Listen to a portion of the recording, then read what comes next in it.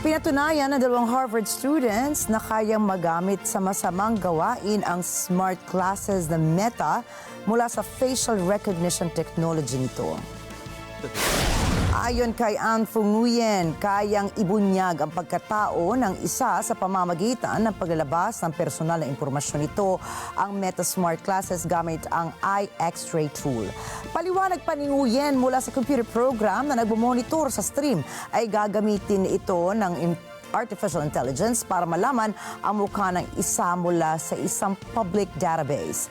Ibig sabihin, kaya nito mahanap ang pangalan, address, phone number, pati na rin mga kaanak ng isa mula sa nakalap na impormasyon ng teknolohiya.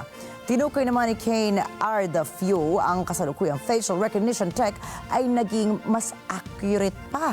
Subalit, giit naman ni na Ardafio at Nguyen ang layon ng pagsasagawa ng eye x-ray ay para magbigay ng babala at awareness naman pala sa publiko. Nangako naman ng dalawang hindi nila ilalabas ang naturang tool para maiwasan na magamit ito sa masamang gawain.